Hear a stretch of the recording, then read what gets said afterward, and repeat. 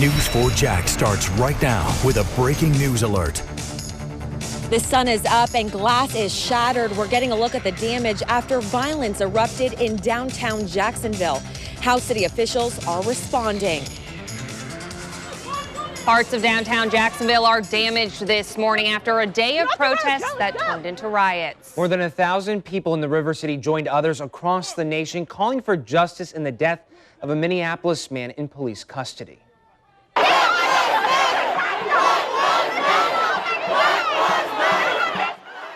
The demonstrations are called the I Can't Breathe protest, referring to some of the last words George Floyd spoke while an officer had his knee on his neck for several minutes.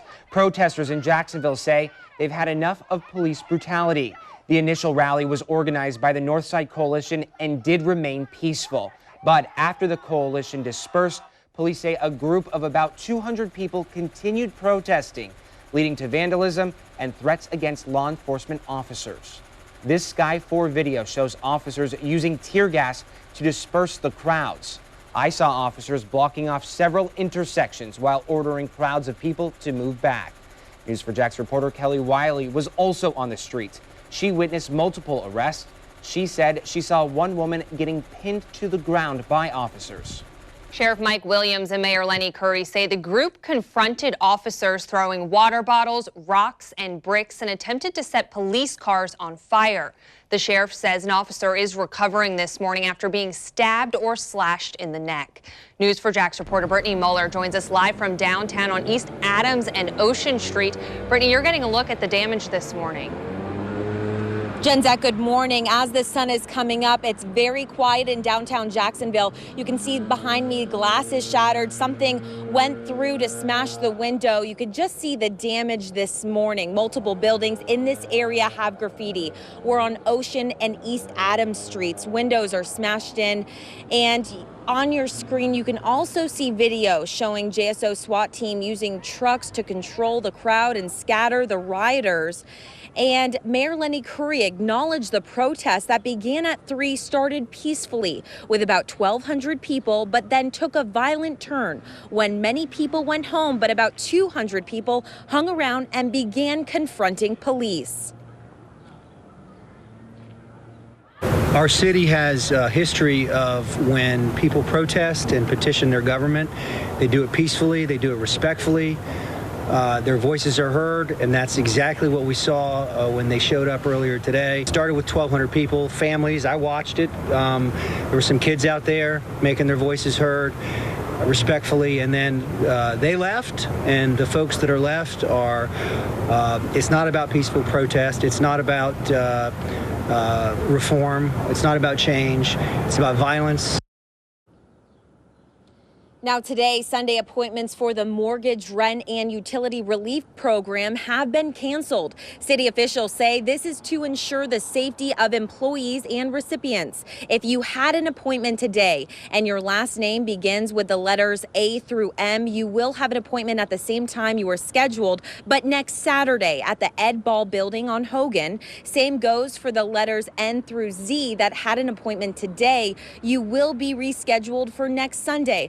Also, coronavirus testing at Lot J has been canceled out of concerns of the riots that have erupted last night. A spokesperson says no test will be administered today.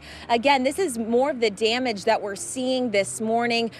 Glass is shattered, windows are smashed through. This is just one building, abandoned building downtown. We'll be here live all morning showing you the damage. Also this morning at 10 o'clock, there is a peaceful protest for Black Lives Matter that is expected to start at 10 a.m. at the Duval County Courthouse downtown. We will be there bringing you the very latest. Reporting live this morning from downtown Jacksonville, Brittany Muller, Channel 4, the local station.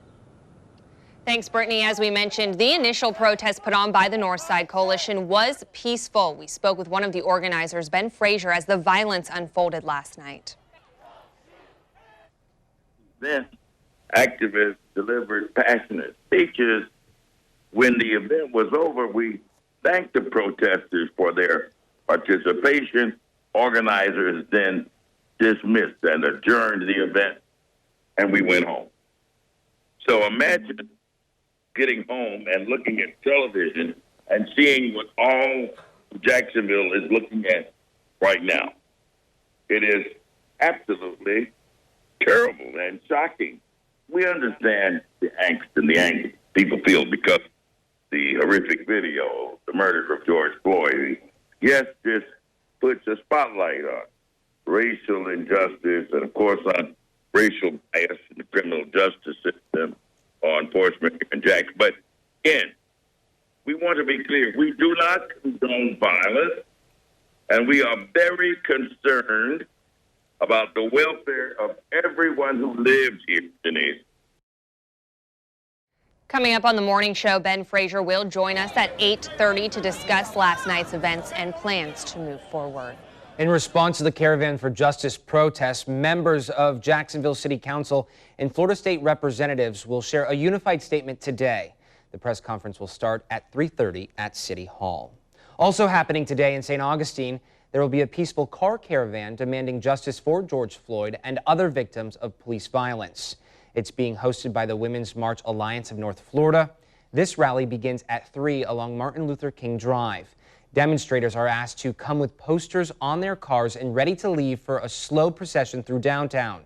Everyone in attendance must obey all traffic laws as well as follow CDC guidelines put in place for the pandemic.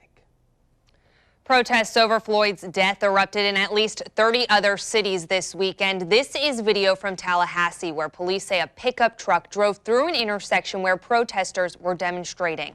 The driver was taken into custody and no one was seriously hurt. Minutes ago, Atlanta lifted its curfew. The city's mayor called the overnight curfew a very unusual and extreme step after violence rocked the city Friday night. The mayor says she has high hopes for the days to come. Atlanta is always going to look and feel like Atlanta to me, even on its worst day. Because on the worst day in this city, I know there's a better day that's coming. And that's what it felt like to me. And when I saw the people out today cleaning up our city and our crews were out there, that felt like Atlanta to me. We are the city that cities across this country only wish that they could be. Which is why last night I said we're better than this as a city, and we're still better than this as a country. Meanwhile, the downtown Atlanta community is coming together to clean up its city, like the mayor was just speaking of, including the area around the CNN Center that was damaged during protests Friday night. Georgia Governor Brian Kemp authorized up to 3,000 National Guard troops to deploy to the city ahead of several planned protests today. Kemp says the troops will partner with local law enforcement to preserve peace and protect residents in every corner of the state. Officer Derek Chauvin is charged with third-degree murder and second-degree manslaughter involving Floyd's death. The other 3 officers involved have not been charged, but the investigation is ongoing. For the latest on these protests and the investigation into George Floyd's death, head to our website, news4jax.com.